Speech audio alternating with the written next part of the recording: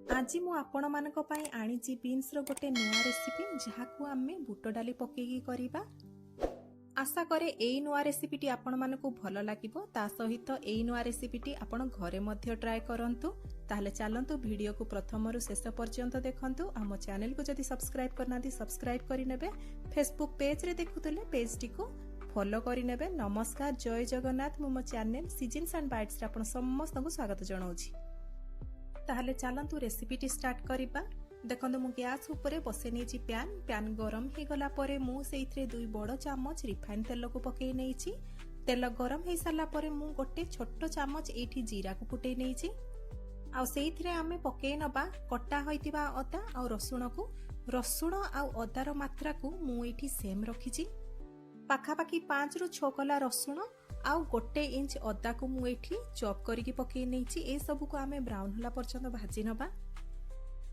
अदा रसुण हमर भल्लो भाबरे लाल हेबा पर्यंत भाजी सारला परे आमे सेइथिरे पकेई नबा 1 चुटकी हिंगु को।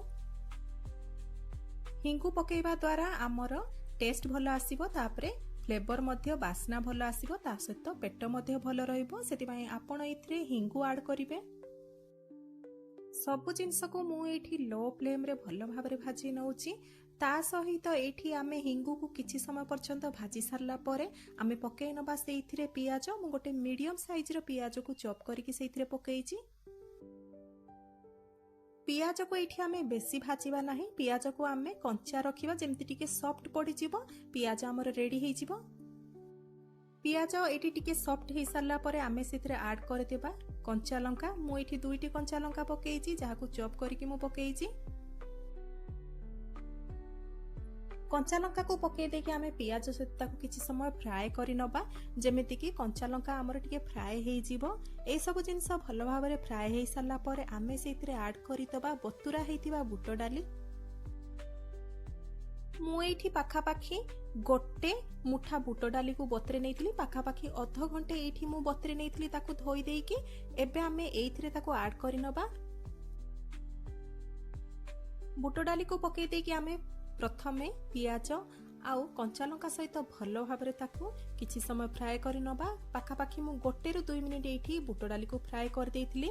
तापरे एबे आमे पके नबा सब गुंड मसला। पके नबा सेइथिरे हाफ छोटो चम्मच हळदी गुंड, हाफ छोटो चम्मच जीरा गुंड। ता सहित पके नबा तार डबल परिमाण माने 1 छोटो चम्मच धनिया गुंड। ता सहित पके नबा आमे 1 छोटो चम्मच काश्मीरी लंका गुंड। ए सब को आमे अल्प किछि पानी देइकी भलो भाबरे मिक्स करि नबा। पानी आमे एथि पाई दबा जहा फल रे कि हमर बुट डाली एथिरे आउ टिके सिझि जिवो। सिझिबा पाई मु एठी ढांकुणी घोड़े देइ जाउ ताकू भलो भाबरे फुटेइ नेछि।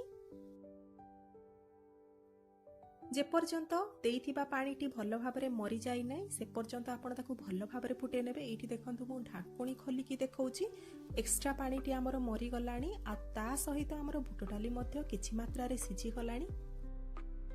एबे सेइथिरे पकेइ नबा आमे बीन्स को मु एठी लंबा लंबा काटी देइछि। बेसी छोटो करिवे नाही। एमिति लंबा लंबा थिबो ताकू काटिकी भलो भाबरे मु धोई देइछि। एबे याकू सेइथिरे ऐड करि दबा। बीन्स को भलो भाबरे मिसेई दबा। ता सहित बीन्स को सिझिया पाए मु एठी लो फ्लेम रे ढांकुणी घोड़े देइछि। एठी देखंतु पाखापाखी 5 रु 10 मिनिट पर्यंत मु ढांकुणी घोड़े देथिली आ लो फ्लेम रखिथिली जहा फल रे कि हमर बीन्स मध्ये भलो भाबरे सिझि जाइछि। एबे आमे एइथिरे ऐड करि दबा टमाटो को। टमाटो को ऐड करिबा द्वारा जहा त हमर रेसिपीटी रो कलर भलो आसीबो। ता सहित रेसिपीटी खटा खटा लागिबो जहा कि पाटी को स्वादिया लागिबो।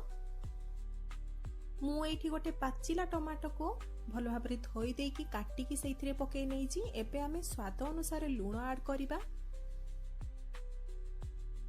परिवार क्वांटिटी देखिकी आपण सेथिरे लूण ऐड करिवे। मु पाखापाखी एठी 1 छोटो चम्मच लूण ऐड करिछि। आ ए सब जिंस को भलो भाबरे मिसेई दबा लूण सहित। ता सहित पुणी थरे आमे एथिरे ढांकुणी घोड़े दबा जहा फल रे कि हमर बीन्स किंबा टमाटो ता सहित हमर बुट डाली जोटा कि हाफ कुक हेइछि भलो भाबरे एथिरे कुक हेइ जिवो। फ्लेम को लो रखिबे आ ढांकुणी घोड़ेकी छाड़ीदेवे। देखो मु एइथिरे मझिरे थरे ढांकुणी खोलिकी देखिथिली आ आपण देखि पारुथिबे टमाटर जो एक्स्ट्रा पानीटी सब बाहरी आसिलानी। एई पानी मरिया पर्यंत बा आमर बीन्स भलो भाबरे सिजिबा पर्यंत आमे ताको भलो भाबरे एठी कुक करि नबा। एठी आमे बीन्स को कड़ा भाजिबा नाही किंबा मसमसिया भाजिबा नाही। एठी आमे केवल बीन्स को सिजिया पर्यंत भाजिबा। देखंतु ये एबे रेडी हे गलानी आ मु गैस फ्लेम को मध्ये ऑफ करि देइची आ ऊपर पके नबा आमे धनिया पत्र को। एबे एई रेसिपी टी पूरा रेडी हे जाईची। आपण तो वीडियो टी को देखिले आ जानि पाले केते सहजिया रेसिपी टी।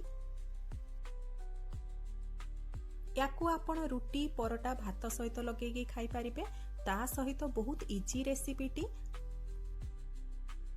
ताले भिडियोटी भल लागिथिले लाइक टे निहाती करिवे।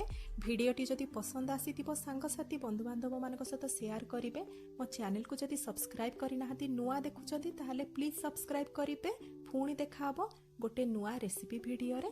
नमस्कार, जय जगन्नाथ।